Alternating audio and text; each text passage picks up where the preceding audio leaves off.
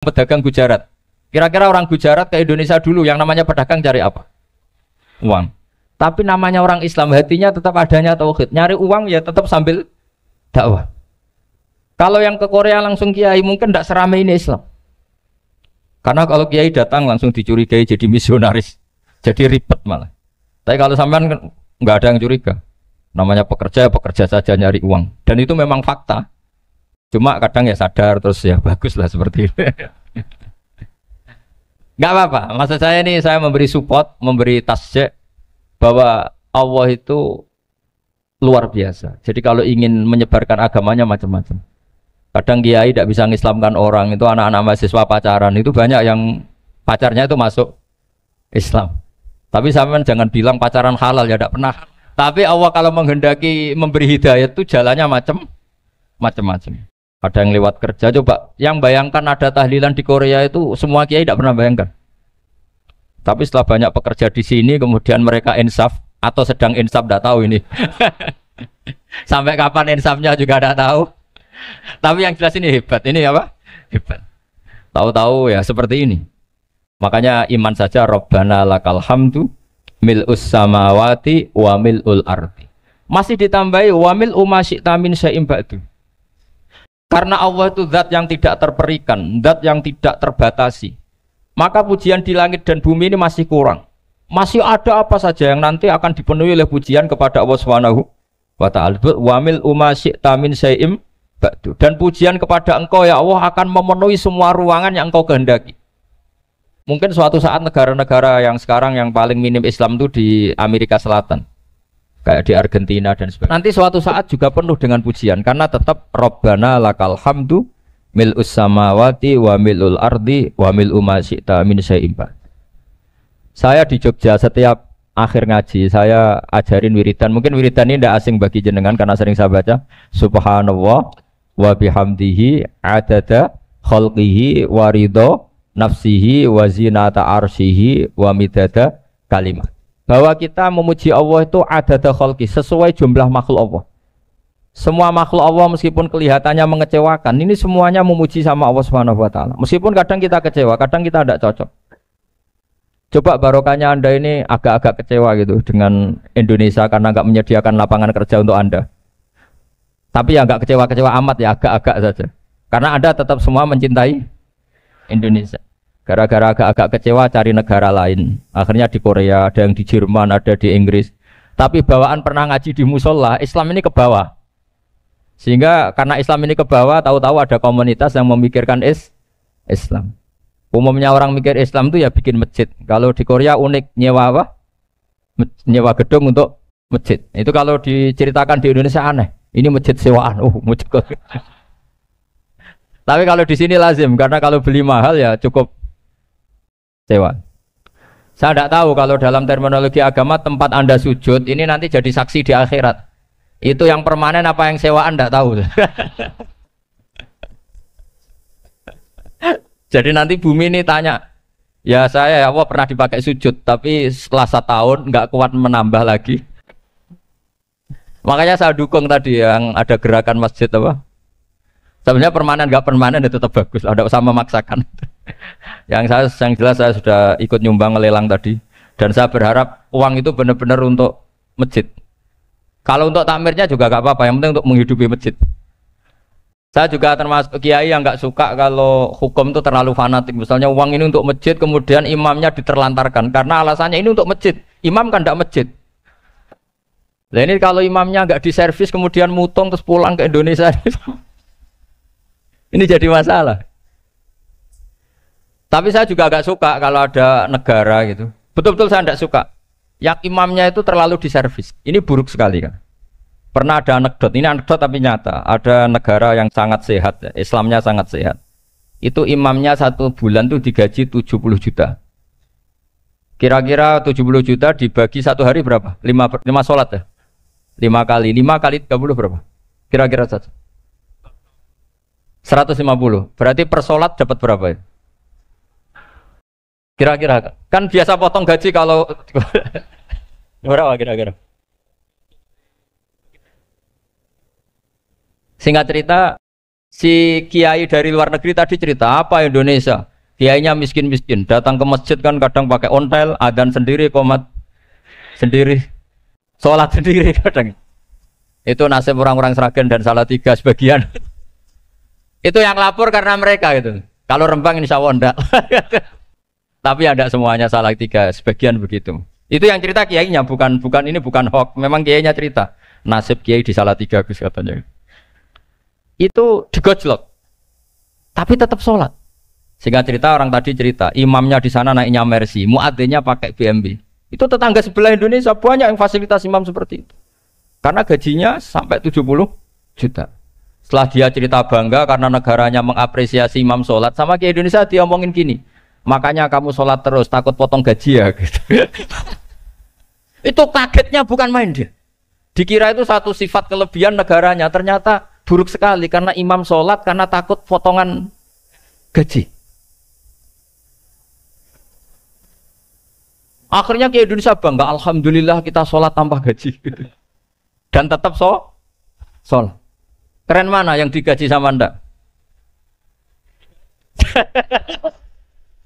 Ini yang di atas ini banyak calon imam. Tidak keren mana imam yang digaji sama Anda? Keren yang enggak. Tapi kalau pertanyaannya dibalik, keren mana jamaah yang peduli imamnya sama yang enggak peduli? Jadi jawabannya harus tetap seperti itu. Imamnya keren yang ikhlas. Tapi jamaahnya keren yang peduli imamnya. Jelas ini ya fatwa saya ya. Gimana? Imamnya baik yang ikhlas. Tapi jamaahnya baik yang peduli nasib. Nah. Tapi sekali imam dari awal gak ikhlas itu harus di PHK. Itu bahaya bagi agama kalau awalnya sudah ada ikhlas. Karena nanti setelah habis subuh terus dihitung. Wong setahu saya sholat terus kok kenapa gajinya tinggal segini? Ya, setahu saya sholat terus kok gajinya tinggal segini. Terus nanti takmirnya bilang kemarin duhur Pak Yai tidak ngimamin, kemarin asar tidak ngimamin. Terus dihitung, bisa enggak agama akan berjalan seperti itu? Enggak kan? Ya makanya pertanyaannya tadi, suka atau punya imam ikhlas? Suka, tapi imamnya juga suka kalau jamaahnya peduli. Ini penting saya utarakan karena agama itu beda. Agama ini diurus oleh Allah Subhanahu. Jadi kita mengerahkan pemikiran itu bukan karena kita akan menyelamatkan agama ini, tidak. Agama ini diselamatkan oleh Allah Subhanahu wa taala. Coba kayak apa Uni Soviet kuatnya itu. Mengkooptasi supaya orang semuanya ateis, semuanya komunis. Itu 100 tahun Uni Soviet begitu. Tapi orang-orang Uzbek, Ceknya, Tajikistan tetap ngajari anak-anaknya tauhid. Itu ada yang cerita itu sampai mengajarkan tauhid itu di bawah tanah, di basement.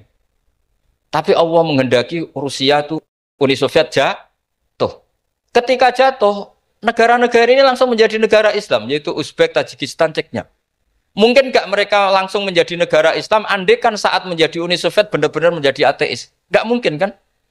Karena saat dikooptasi Uni Soviet, akidah mereka tetap tauhid. Cuma nggak berani muncul. Artinya apa? Uni Soviet nggak bisa menghabisi Islam. Kurang kerennya Uni Soviet zaman itu. Bisa nggak menghabisi Islam? Nggak bisa. Donald Trump dulu termasuk Islamfobia. Tapi setelah dia anti-Islam, malah orang Amerika demo supaya memperhatikan Islam. Nggak bisa. Makanya Korea pun nggak bisa menghabisi Islam. Kalau sampean menghabisi Islam sendiri bisa. Karena terus nggak mau sholat, nggak mau zakat. Itu sampai, tapi sampean toh yang Islamnya habis. Islam tetap baik-baik saja. Makanya ini penting saya utarakan supaya kamu pede. Bahwa agama ini pernah dibawa orang yang pedagang. Ya soal ada sebagian pendakwah yang ikhlas ya banyak, tapi sejarah yang gampang kita lihat adalah Islam itu dibawa oleh apa? Pedagang Gujarat, pedagang India. Nggak apa-apa, sejarah itu meskipun sebagian menentang nggak apa-apa, tapi sejarah itu tetap ada. Pasti sebagiannya memang seperti itu, dan itu tidak masalah. Saya ulang lagi, itu tidak masalah. Coba dulu pemain bola kalau di Inggris itu kalau mau sholat susahnya bukan main. Apalagi kalau mau puasa. Kalau di sini kerja puasa katanya mati lu kalau apa? Puasa. Kalau mau sholat katanya dicari mana ini berhalanya kok. Kata orang-orang ateis kan gitu, dicarikan patungnya. Kali ini sholat kok gak ada patungnya, ini gimana ini? Ya ngalamin gitu. Tapi Allah Maha Kuasa. Banyak investor mana itu Dubai atau Qatar yang tertarik investasi di dunia bola. Kayak Sulaiman Al-Fahim makanya beli Manchester City. Itu sekarang pelatihnya negara orang sholat gak berani, bahkan di tengah stadion dibangunkan masjid. Kalau sampai daftar jadi muadzin bisa. Apa nyanyi Sakduna di sana juga bisa.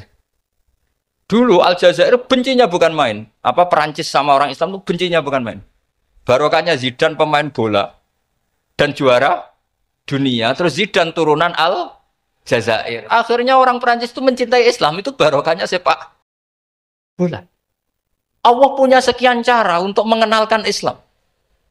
Di Perancis dikenalkan lewat pemain sepak bola. Nah di Korea ini yang agak unik, dikenalkan lewat pecinta wong. Saya jamin ini tidak apa-apa, sudah tidak apa-apa, sudah aman, pokoknya aman. Saya jamin aman. Pokoknya alhamdulillahilladzi hadana lihada wa ma kunna linahtadiya laula an hada. Karena agama ini dibawa oleh Allah Subhanahu wa taala, yang menjaga juga Allah Subhanahu wa taala. Sama tidak usah khawatir. Kalau ada kelompok tertentu yang mengkhawatirkan Islam, sekarang Islam bahaya gini-gini, itu kurang rojak, itu kurang optimis itu. Harapannya sama Allah tipis, harus ngaji lagi. Agama ini limangka nayarjuwa hawal yaumal akhir. Agama ini bagi yang terus-menerus berpengharapan kepada Allah Subhanahu wa taala. Agama ini limangka nayarjuwa, coba bahasa Arabnya roja yarju rojaan. Maknanya harapan. Jadi agama ini bagi yang selalu berpengharapan, bukan yang pesimis, bukan yang hati kecil, apalagi yang tukang putus asa. Coba agama ini begitu luar biasa, dibawa orang yang macam-macam. Di Perancis itu dibawa oleh pemain apa? Bola. Ada masjid di Inggris itu ya dibawa mahasiswa-mahasiswa itu yang dulu sebagian yang nggak pernah ngaji, setelah di Inggris bikin komunitas pengajian. Di Korea dibawa di pecinta apa? Tapi lama-lama cinta Tuhan. Karena ya memang sebenarnya sudah cinta Tuhan. Cuma ya cara cinta ini nunggu punya uang ah. Ya sudah, alhamdulillah seperti ini sudah luar biasa sudah. Insya Allah diterima oleh Allah Subhanahu wa taala. Saya selalu berharap semoga ini tetap apa ya, satu bukti bahwa Allah itu harus kita sembah di mana-mana. Karena tadi Allah akan selalu apa? Rabbana lakal hamdu mil'us samawati wa mil'ul ardi wa mil'u ma syi'ta min syai'in ba'du. Bahwa pujian kepada Allah akan selalu memenuhi langit dan memenuhi bumi. Bumi Korea termasuk buminya Allah. Makanya pegangan yang saya minta sama pengurus untuk di-share adalah apa? Dawai Rasulullah Shallallahu Alaihi Wasallam. Mungkin nanti panitia harus menge-share itu. Ini Musnad Ahmad, riwayat dari Imam Ahmad. Al-Bilad bila dua. Sudah punya? Nanti di-share ya yang itu. Al-Biladu bila dua. Bahwa negara hakikatnya adalah negara Allah. Wal ibad ibadullah. Semua hamba hakikatnya adalah hamba. Di hadis itu fahaitsuma asabta khairan faakim. Kapan saja kamu menemukan kebaikan di tempat Anda berdomisili, faakim, kamu enggak apa-apa di sini. Kamu di sini dapat uang, dapat masjid, dapat sewa masjid. Enggak tahu sewa apa permanen, pokoknya itu bagus gitu. Buminya dirayu. Bumi meskipun ini enggak permanen, tapi tetap jadi saksi loh ya. Harus ada kompromi ini. Karena kalau dengar orang Indonesia jadi aneh, masjid kok nyewoi. Tapi aneh di Indonesia, ada aneh di sini. Sampean tenang saja. Tentu malaikat pencatat di sini juga sudah tahu kalau sebagian masjid itu sewaan. Jadi ya ada eskal-eskal amat lah, sudah. Nggak janggal-janggal amat karena kondisional apa? Jadi saya nanti minta panitia supaya mengeser tadi hadis riwayat siapa? Imam Ahmad bin Hambal yang diriwayatkan oleh salah satu minal asyrah al-mubasysyirina bil jannah, yaitu Zubair bin Awam. Nabi ngendikan al-biladu biladullah, negara mana saja adalah negara Allah. Wal ibad ibadullah, semua hamba adalah hambanya Allah. Fa haitsuma asabta khairan, di mana saja kamu mendapatkan kebaikan, fa'akim, kamu tidak apa-apa berdomisili di sini. Ya saya mohon ini penting sekali. Pokoknya saya mohon kalimat tauhid ini dijaga. Karena kalimat tauhid ini kata semua ulama kasajaratin thayyibatin asluha tsabitu wa far'uha fis-sama. Dan kalimat tauhid ini pasti tu'ti ukulaha kullahinim bi'idzni rabbiha. Kalimat tauhid yang dibawa umat Islam seluruh dunia. Meskipun dia orang fasik, orang enggak benar, tetap tu'ti ukulaha kullahinim bi'idzni rabbiha. Kalimat ini akan membawa berkah bagi orang yang dihinggapi atau didomisili umat Islam. Coba sebagian nanti orang Korea menjadi muslim itu karena Di sini ada komunitas pekerja Muslim, kemudian menyisakan asarul Islam. Apa? Jejak-jejak apa? Islam. Enggak apa-apa. Pasti kalimat ini tu'ti ukulaha kullahinim bi'izni rabbi. Jadi kalimat tauhid adalah kalimat yang kata Allah tu'ti ukulaha kullahinim bi'izni rabbi. Anda tidak usah khawatir bahwa apa yang Anda lakukan akan ditulis oleh Allah Subhanahu wa ta'ala. Kata Allah wa naktubu ma qaddamu wa atharahum. Gimana di surat Yasin itu?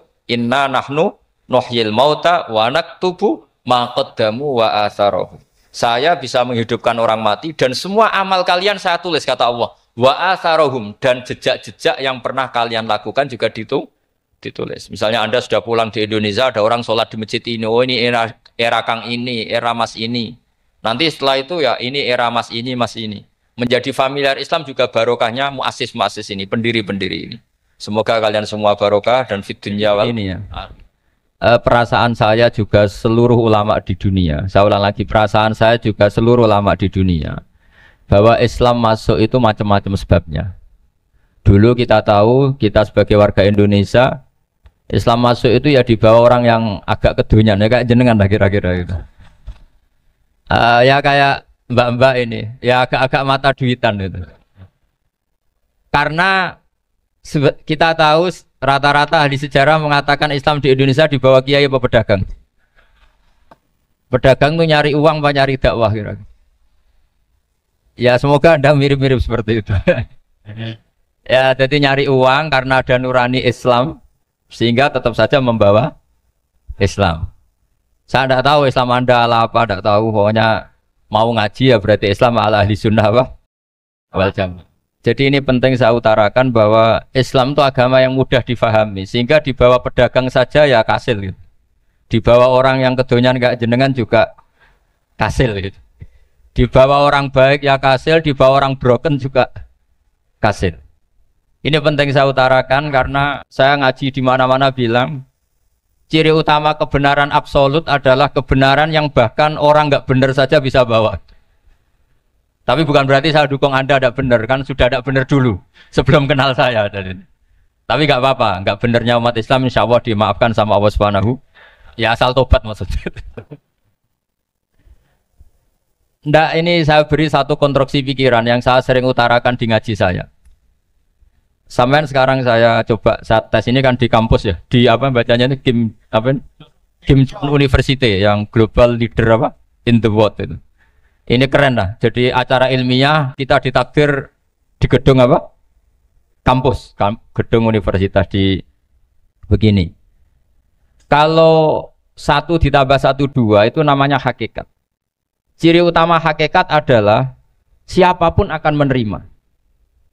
Saya sekarang tanya sama Anda, kira-kira 1 tambah 1 2 itu musuh Anda pun mengatakan 2 apa tidak? Ya. Pekerja Korea ya bilang 2, rektor Al-Azhar juga bilang 2. Kamu yang sekarang sedang mungkin sebagian broken sama istri juga bilang 2. Istri kamu yang mangkal sama kamu juga bilang 2. Yang cemburu ya bilang 2, yang dicemburuin juga bilang 2. Karena begitu mudah kebenaran absolut diterima oleh siapa saja. Begitu juga eksistensi Allah sebagai Tuhan. Itu mudah diterima oleh siapa saja. Sehingga pembawanya tidak perlu seorang kiai atau gus atau mubalek atau ketua muin, enggak. Cukup karyawan pekerja Korea. Karena kebenaran absolut itu kebenaran yang mutlak. Siapa saja yang waras pasti ngakui. Kira-kira orang yang berpikir sehat pasti berpikir begini, ini yang diajarkan Quran. Bumi ini kadung wujud. Sudah wujud kadung wujud, punya eksistensi. Mungkin enggak sesuatu yang wujud kemudian disebabkan oleh sesuatu yang nihilisme, yang tidak ada. Mungkin enggak? Enggak mungkin. Yang namanya penyebab itu harus sesuatu yang wujud. Di mana-mana penyebab itu harus punya eksistensi. Karena langit dan bumi ini kadung wujud, pasti penyebabnya adalah wujud. Karena wujud penyebab harus bersifat super. Lah bersifat super ini oleh ulama dikatakan wajibil wujud. Itu akal siapa saja akan terima. Cuma kemudian setelah nerima itu orang macam-macam cara berpikir. Mungkin orang Jawa dulu bilang itu Sahyang Widi. Kalau orang sini mungkin bilang apa itu? Dewa atau apa ya? Enggak tahu saya. Karena itu yang teman sampean, enggak teman saya itu. Tapi yang jelas begini, ini konstruksi ini harus kita jaga. Nanti saya bacakan teks hadisnya. Kebenaran sejati ciri utamanya adalah ada absolutisme, ada kebenaran mutlak. Ciri utama kebenaran mutlak adalah diakui bahkan oleh siapa saja, termasuk oleh orang fasik. Orang fasik itu orang nggak benar. Misalnya ada imam masjid besar Istiqlal, ditanya 1 tambah 1 bilang apa? 2. Nanti kira-kira yang lonte juga bilang apa? 2. KPK juga bilang koruptornya yang ditangkap 2. Nah, eksistensi Allah sebagai Tuhan ini kebenaran yang absolut. Maka agama ini juga boleh diterima oleh siapa saja, termasuk oleh orang fasik, orang nggak jelas. Ini penting saya utarakan karena sekarang marak kelompok yang mengatakan orang Islam kalau zina menjadi tidak muslim, orang Islam kalau korupsi menjadi tidak muslim. Salah sedikit tahlilan jadi kafir, percaya wasilah jadi itu tidak benar seperti itu. Karena kebenaran eksistensi itu kebenaran yang nggak bisa diganggu gugat. Seperti Anda ini kan warga Indonesia, KPK ya warga Indonesia, koruptornya juga warga. Apa setelah dia korupsi lalu tidak warga Indonesia? Tetap warga. Orang yang meyakini kalimat tauhid setelah dia salah apa terus tidak ya tauhid? Kan tetap ya. Maka dia tetap Islam. Ini penting saya utarakan. Kalau seorang warga Indonesia yang koruptor, yang macam-macam saja tetap warga Indonesia, padahal banyak kesalahan. Karena status warga Indonesia adalah status yang permanen. Begitu juga status Muslim adalah permanen bagi siapa saja yang melafadzkan La ilaha illallah Muhammadur Rasulullah. Kita tidak bisa mengkafir-kafir mereka. Itu juga yang sering dipesankan dan jadi ciri khas ulama ahli sunnah wal jamaah, tidak mengkafirkan orang Islam meskipun melakukan dosa besar. Soal dia salah nanti masuk neraka ya silakan saja, saya ada ikut, paham ya, sampai bisa mencoba. Tapi tetap saja dia muslim. Analoginya gampang sekali tadi. Orang Indonesia yang salah itu tidak akan merubah statusnya sebagai warga Indonesia. Karena ya memang dia berstatus warga Indonesia. Orang Islam yang sudah melafadzkan syahadat maka menjadi muslim. Saya di mana-mana berkampanye, berfatwa. Orang kafir yang 70 tahun kafir, sekali melafadzkan kalimat tauhid itu menjadi muslim apa tetap kafir? Muslim. Masa kita yang Islam terus, yang kalimat tahlil la ilaha illallah kemudian menjadi kafir karena kalimat itu? Itu faham aneh apa aneh?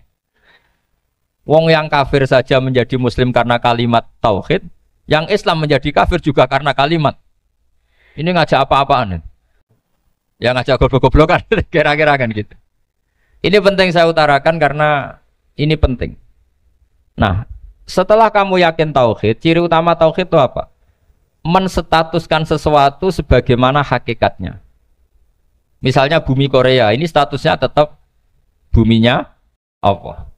Maka dari awal saya husnudzon sekali sama Allah Subhanahu wa taala bahwa suatu saat di bumi mana saja itu ada tahlil. Enggak ngira kan ada ateis di sini, bumi ateis kemudian ada tahlil, ada sakduna, ada macam-macam. Ini penting, jadi saya mensupport Anda, mensupport kalian semua bahwa agama ini akan diurus oleh Allah Subhanahu wa taala. Makanya Sayyidina Umar radhiyallahu anhu kalau disuruh mikir agama itu tidak mau. Enggak mau betul deh. Ketika Umar jadi khalifah itu puncak keemasan masa Islam. Semuanya stabil, semuanya hebat. Sampai Irak, Iran zaman itu Persia masih, semuanya Mesir, itu semuanya ikut Islam. Ketika Islam pada puncaknya, yang dikhawatirkan oleh masyarakat adalah begini, lalu setelah Umar itu bagaimana? Islam setelah dipimpin orang yang tangguh, yang kuat, yang waroi, yang zuhud. Lalu setelah Umar itu gimana? Tapi Umar disuruh mikir gak mau. Sampai setiap Abdullah bin Umar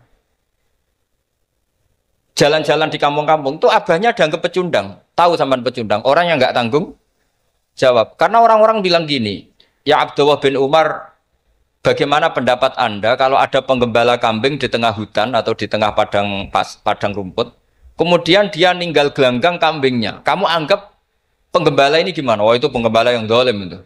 Pasti kalau kambing ditinggal ya kacau. Apalagi nih umat Rasulullah Shallallahu Alaihi wasallam. Ini abah kamu tidak pernah wasiat, tidak pernah ngatur suksesi. Lalu Islam setelah dia bagaimana? Suruh dia ngomong penggantinya siapa? Karena beliau sudah sepuh, harus ada suksesi. Akhirnya Abdullah bin Umar lapor ke Umar. Ini gimana abah orang mengkomplain begini, begini, begini. Apa kata Umar? Agama itu beda dengan kambing katanya. Agama itu milik Allah Subhanahu. Mbok saya pikir, tidak saya pikir tetap jalan. Nah ini terbukti. Jangan ulama ya ndak, mufti ya ndak, tapi bisa menjalankan agama. Kalau agama sampean pikir malah rusak. Sudah pokoknya lakukan saja, tidak usah dipikir. Akhirnya betul. Karena agama ini milik Allah. Soal kita serius memikirkannya itu karena khidmah, karena kita ingin berbakti pada agama. Tapi Anda tidak boleh berpikir kalau agama ini butuh pemikiran Anda. Beda loh ya. Kita khidmah agama serius karena kita ingin mengkhidmai agama. Tapi agama ini tidak pernah butuh kita. Karena agama ini akan diurus oleh Allah Subhanahu. Coba pas sampean kecil, orang jilbaban di Indonesia itu banyak apa banyak sekarang? Banyak sekarang. Kiainya mutu orang dulu apa mutu orang sekarang? Tapi perkembangan Islam itu ramai sekarang apa ramai dulu? Ramai sekarang. Islam menyebar di seluruh dunia itu zaman Wali Songo, zaman sampean keren mana? Keren sekarang. Kualitas solehnya sampean sama Wali Songo? Wali Songo. Ini betul. Karena agama ini diurus oleh Allah Subhanahu. Sayyidina Umar, agama ini innallaha ta'ala yahfadzu dinah. Innallaha ta'ala la yudhi'u khilafatahu waladina. Allah itu tidak akan menyia-nyiakan agamanya. Ini terbukti. Agama ini pernah dipimpin orang terbaik di dunia, yaitu Rasulullah SAW. Ketika beliau intakola ila rofiqil ala, ketika beliau pindah ke alam sana, diteruskan oleh sahabat yang tentu jauh di bawah Rasulullah. Diteruskan tabi'in, diteruskan para wali songo, diteruskan sang sampean yang jauh di bawah wali songo. Sejauh-jauhnya. Tapi agama jalan sampai Korea. Agama jalan sampai apa? Dulu Wali Songo itu hanya sampai Mojokerto, sampai Tulungagung. Di bawah sampean